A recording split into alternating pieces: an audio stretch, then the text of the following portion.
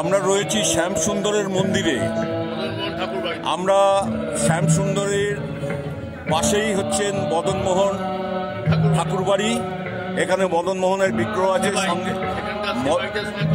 আমরা একটু এখানকার সেবায়িত, মদনমোহনের সেবায়িত, ওনার সাথে একটু সাক্ষাৎ নেব, ওনার সাথে একটু কথা বলবো।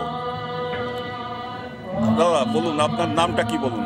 আমার নাম শ্রী গোপাল চক্রবর্তী। গোপাল চক্রবর্তী। আচ্ছা, বলছি আপনাদের এই যে এত সুন্দর অনুষ্ঠান হয়, এটা কত বছর ধরে হচ্ছে? এটা আমাদের প্রায় 300 বছর, 300 পার হয়ে গেছে। আমাদের এই মন্দির 300 বছর অতিক্রম করে গেছে আমাদের এই মন্দির। আপনাদের কি বংশ পরম্পরাক্রমে আমরা আজকে এই বাড়িতে বাস করি এবং ঠাকুরের সেবা করি। মানে কত, আপনি কোন জেনারেশন? 6 ধরে রাখুন। আচ্ছা, 6ম জেনারেশন। আচ্ছা, এইভাবে আপনাদের উত্তরাধিকার সূত্রে আপনারা সেবা করে যাচ্ছি। আচ্ছা, এখনো পর্যন্ত। মানে আপনারা যে সেবা কার্য চালাচ্ছেন, এই যে করছেন, এর ভেতরে আপনাদের উপলব্ধি কি? মানে আপনারা একটা উপলব্ধি করেন তো ঠাকুরের সেবা করে? ঠাকুরের সেবা করে আমরা সকলেই ভালো আছি, সকলেরই ভালোভাবে কাটছে। ঠাকুর ঠিক রোজ তার সেবা জোগাড় করে নিচ্ছে। এটাই আমাদের উপলব্ধি। আপনি কি অন্য কোনো পেশায় নিযুক্ত? না, আমি আগে সরকারি চাকরি করতাম। আমি ইয়ারেস হয়ে গেছে আমার 2011 সালে। আচ্ছা, তারপর আমি ঠাকুর এখানেই সেবায় নিযুক্ত রয়েছে। এই ঠাকুরকে সাজানো, ঠাকুরকে পাঠ করা সব আমি করি। এছাড়া আমাদের নিত্য পুরোহিত আছে। আমাদের তো সবসময় বাড়িতে বসে থাকলে হবে না, আমাদের কার্যক্রমে বেরোতে হয়। আমাদের নিত্য পুরোহিত আছে, সে রোজ পুজো করে। সকালে ঠাকুর স্নান থেকে তোলে, মঙ্গল আরতি হয়। মানে যেরকম ঠাকুরের নিয়ম কানুন আছে সেইভাবে আপনারা করেন, এবং সন্ধ্যা আরতিও হয়। আপনাদের তো দোলযাত্রার অনুষ্ঠান হয়, আমি এসেছি। কৃষ্ণের সমস্ত অনুষ্ঠানই হয়, সে দোলযাত্রা,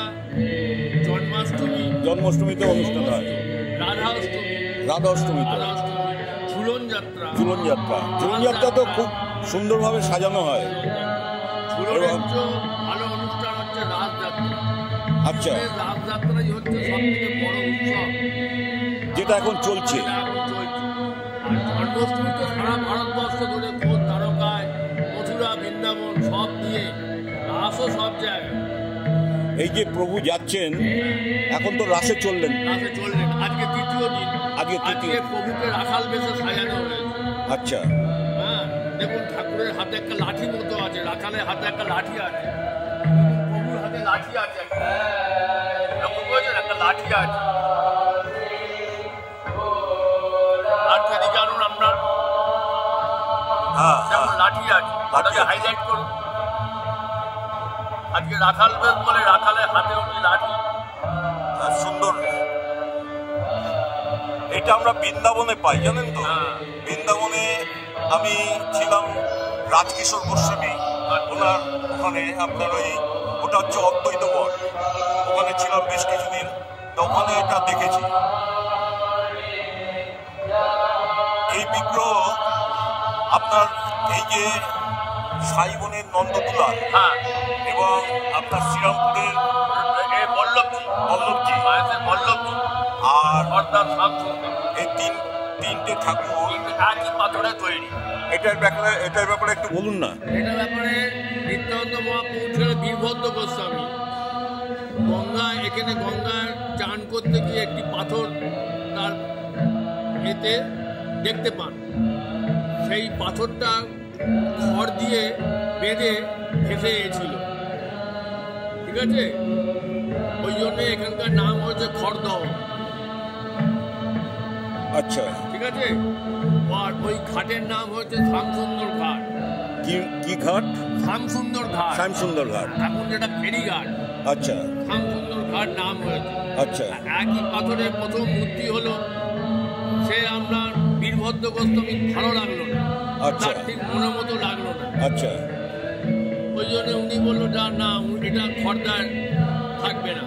আচ্ছা, ওটাকে পাঠালো বল্লভজি। তারপর আবার একটা মূর্তি বানানো হলো, সেটাও ওনার ঠিক পছন্দ হলো। আচ্ছা, সেটা সাইমনের নন্দদুলা। তারপর হচ্ছে খর্দার শামসুন।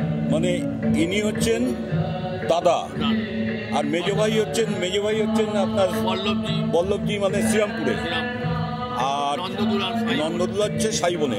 উনি বিগ্রহটা ছোট। আমি ওনাদের দর্শন করেছি, আমি তিন প্রভুকেই দর্শন করেছি, এবং মাঘী পূর্ণিমাতে একটা মাঘ মাসের পূর্ণিমায় এই তিন ঠাকুর একসঙ্গে দর্শন করা একটা আমাদের এখানে রীতি হয়ে আসছে। সেটা পরম্পরা, সেই তিন ঠাকুর দর্শন। না এরকম কোনো ব্যাপার আছে যে সূর্য উদয় থেকে সূর্য অস্তের ভেতরে দর্শন করতে হবে? এরকম এটা মানুষের মনের ব্যাপার, যেহেতু পূর্ণিমা থাকে। আচ্ছা, পূর্ণিমা যেহেতু। আচ্ছা। আর এমনি এটা কি পূর্ণ ফলটা কি হয়? মানে পূর্ণ ফল কি আছে, বিভিন্ন মানুষ তার বিভিন্ন দিক দিয়ে সে বুঝে অনুভব করে। অনেকে বলে, অনেকের মুখে শুনেছি, অনেক যারা প্রবচন দেয়, মানে এই শাস্ত্রের কথা বলে, তারা বলেছে এই মাঘী পূর্ণিমাতে তিন ঠাকুর দর্শন করলে নাকি মোক্ষ লাভ হয়। তা এটা তো আমাদের, এটা তো এখন কেউ কোনো সেই করে এখনো কোনো রিসার্চ করে পায়, এটা হয় না।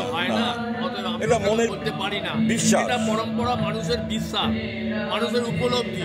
বিশ্বাসে মিলায় বস্তু তর্কে বহুদূর, সেরকম আর কি। এটাই ছড়িয়ে এটা এইভাবে পরম্পরা মানুষের মধ্যে ছড়িয়ে যাচ্ছে। যাই হোক, খুব ভালো লাগলো আপনাকে মানে আমাদের কি বলবো, মানে আপনি যে ঠাকুরের সেবা করছেন, আপনাকে প্রণাম জানাই, এবং ঠাকুর আপনাকে ভালো রেখেছে, পরিবারকে ভালো রেখেছে, এটা শুনে ভালো লাগছে। জয় শ্যামসুন্দর, জয় মদনমোহন, জয় গোপীনাথ, জয় নিত্যানন্দ মহাপ্রভু।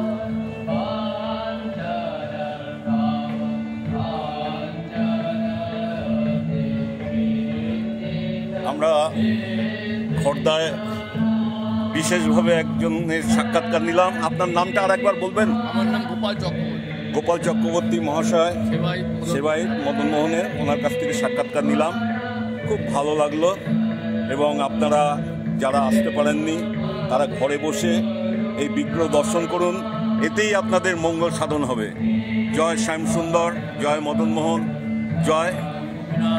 জয় গোপীনাথ। ঠাকুরের কাছে একটাই প্রার্থনা, ঠাকুর সকলকে ভালো রেখো, কৃপা করো, মঙ্গল করো।